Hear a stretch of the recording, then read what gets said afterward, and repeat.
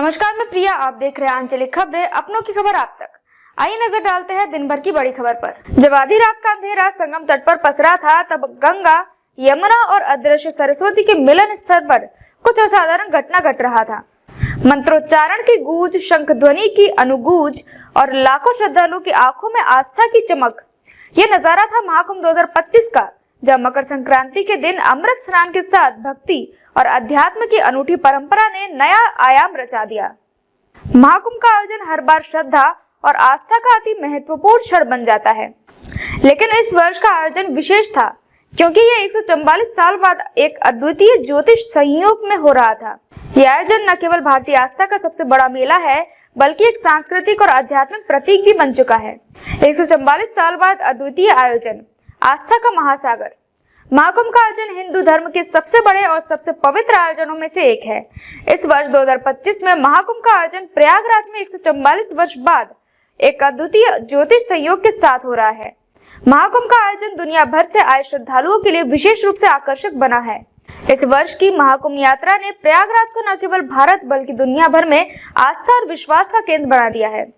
लाखों लोग इस पवित्र मेले में शामिल होने के लिए एकत्रित हुए, जो न केवल धर्म से जुड़ा था बल्कि भारतीय संस्कृति और परंपरा को जीवित रखने की एक यात्रा भी थी। संगम के तट पर हर दिन जो अनोखा दृश्य देखा जा रहा था, वह उस आस्था और विश्वास का परिचायक था जो हमारे समाज के सबसे गहरे कोने में बसा हुआ है। संगम स्नान करने का जो महत्व है, वह पापों की मुक्ति और आत्मा के शुद्धिकरण से जुड़ा हुआ है। पापों से मुक्ति और मोक्ष की प्राप्ति। संगम में स्नान करने की परंपरा पौराणिक कथाओं से जुड़ी हुई है और ये विश्वास किया जाता है कि यहाँ स्नान करने से न केवल पाप नष्ट होते हैं, बल्कि व्यक्ति के जीवन का हर कष्ट भी समाप्त हो जाता है। ये माना जाता है कि संगम के पानी में तर्पण करने से आत्मा की शुद्धि होती है और वह मोक्ष की ओर अग्रसर होती है। ये मान्यता इतनी प्रबल है कि लोग वर्षों बाद भी इस पर विश्वास करते हैं और बिना किसी झिझक के यहाँ आते हैं। लोक कथाओं के अनुसार संगम में स्नान करने से केवल मनुष्य ही नहीं बल्कि कई अन्य तीर्थ स्थल भी स्नान करने से पवित्र हो जाते हैं। ये संगम स्थल इतना शक्तिशाली है कि यहाँ स्नान करने से व्यक्ति की न केवल आत्मा शुद्ध होती है बल्कि उसकी संपूर्ण चेतना भी जागृत हो जाती है। मकर संक्रांति पर पहला अमृत स्नान, भव्यता और दिव्यता का अद्भुत संगम। मकर संक्रांति के दिन महाकुंभ की भव्य शुरुआत हुई। इस दिन को महाकुंभ का सबसे महत्वपूर्ण दिन माना जाता है क्योंकि इस दिन अमृत स्नान की परंपरा शुरू हो जाती है। मकर संक्रांति के दिन जैसे ही सूर्य मकर राशि में प्रवेश करता है, तट पर करोड़ों श्रद्धालुओं की भीड़ उमड़ पड़ती है। इस दिन का महत्व को लेकर श्रद्धालुओं का आस्था का सैलाब संगम की ओर बढ़ता है। सभी 13 अखाड़ों ने इस दिन अमृत स्नान के लिए संगम में डुबकी लगाई। सुबह 6:15 पर पंचायती अखाड़ा महानिर्वाणी के नागा साधुओं ने पहले अमृत स्नान किया। इस परंपरा के साथ ही अन्य अखाड़ों ने भी बारी बारी से स्नान किया। इस दौरान हर अखाड़े को स्नान के लिए 40-40 मिनट का समय दिया गया। अखाड़े के नागा साधुओं और संत, जिनके हाथों में अस्त्र शस्त्र और पूजा की सामग्री थी, इस अवसरों को और भी भव्य और दिव्य बना रहे थे। नागा साधु बने आकर्षण का केंद्र। महाकुंभ में सबसे ज्यादा चर्चा नागा साधुओं की रही। ये साधु अपने अद्वितीय रूप और शौर्य प्रदर्शन के लिए प्रसिद्ध है। हिमालय के कंदराओं और मठों से आए नागा साधु अपनी पारंपरिक वेशभूषा और अस्त्र शस्त्र के साथ संगम तट पर पहुंचे। इन साधुओं की उपस्थिति न केवल श्रद्धालुओं के लिए एक भव्य दृश्य प्रस्तुत करती है, बल्कि उनके विचारों और उनकी वाणी भी एक गहरे आध्यात्मिक प्रभाव का कारण बनते हैं। नागा साधु अपने शरीर पर कोई वस्त्र नहीं पहनते। वे अपने शरीर को बर्फीली नदी की ठंडक और कठोर तपस्या के साथ ढालते हैं। उनका हर कदम इस बात का प्रतीक होता है कि वे संसार के बंधनों से मुक्त है और उनके जीवन का उद्देश्य केवल भगवान की भक्ति और सेवा है। मंत्रोच्चार और शाही स्नान की भव्यता। महाकुंभ के शाही स्नान के दौरान मंत्रोच्चार, शंख ध्वनि और जयकारों की गूंज संगम तट पर सुनाई दी। अखाड़ों के साधु संत अपने इष्ट देव की प्रतिमाओं और धर्म ध्वजाओं के साथ संगम की ओर बढ़े। उनके साथ लाखों श्रद्धालु भी मंत्रोच्चार के साथ चल रहे थे, जो इस पवित्र अवसर की दिव्यता को और बढ़ा रहे थे। शाही स्नान के समय यह दृश्य सचमुच मंत्रमुग्ध कर देने वाला था, जो किसी भक्त की आत्मा को शुद्ध करने का प्रतीक था। महाकुंभ के दौरान मुख्यमंत्री योगी आदित्यनाथ ने इस ऐतिहासिक अवसर पर श्रद्धालुओं और साधु संतों को शुभकामनाएं दी। उन्होंने कहा कि महाकुंभ न केवल एक धार्मिक आयोजन है, बल्कि ये भारतीय संस्कृति, परंपरा और एकता का जीवन प्रतीक है। उनका ये संदेश महाकुंभ के उद्देश्य और इसकी आयोजन की महिमा को और भी ऊंचा कर देता है। आस्था का आंकड़ा पहुंचा करोड़ों पार। महाकुंभ में मकर संक्रांति के दिन अमृत स्नान के दौरान श्रद्धालुओं की संख्या ने सारे रिकॉर्ड तोड़ दिए।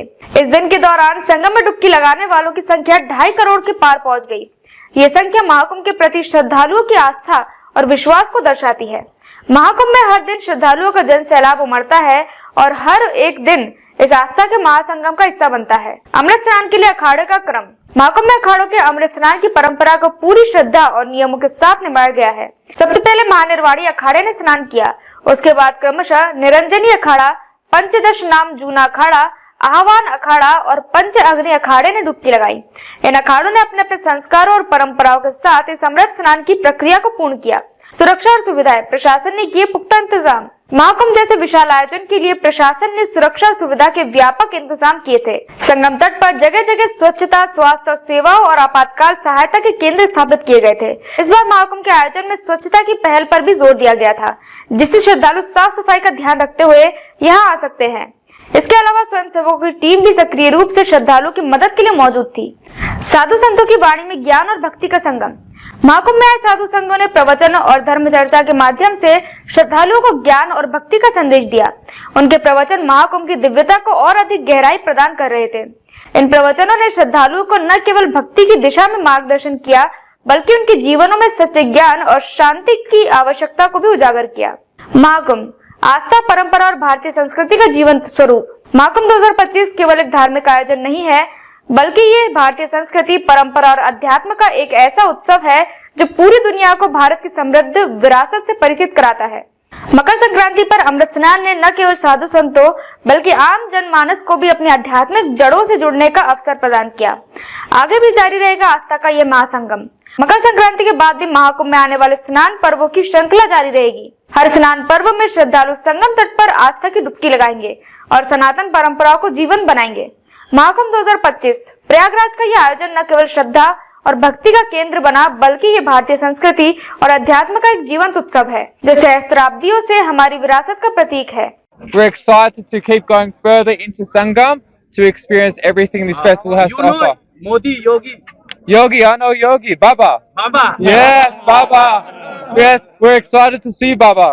What's the Hi, my name is Eamon. I'm from Ireland. We're here at Cum, me and 7 friends. The management is amazing, the crowds are amazing, everyone's really nice. We're delighted to be here. I praise the Chief Minister. He's done an amazing job organising this.